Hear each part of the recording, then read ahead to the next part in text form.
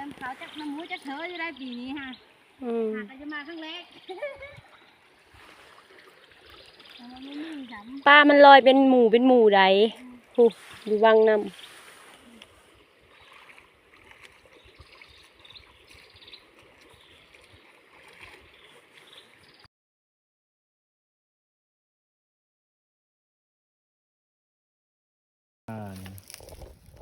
ตั้งแบบสุดๆเลยมันนี่นะมีทุกอรรถรส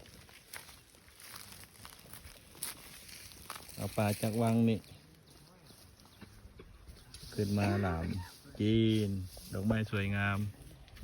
ธรรมชาติสดๆเฟรชธรรมชาติ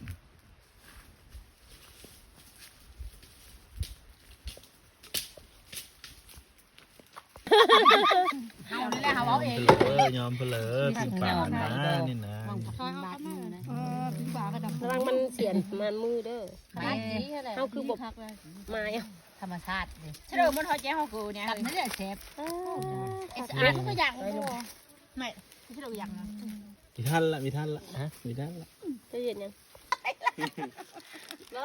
ทีนี้เขา 1 2 3 4 5 6 7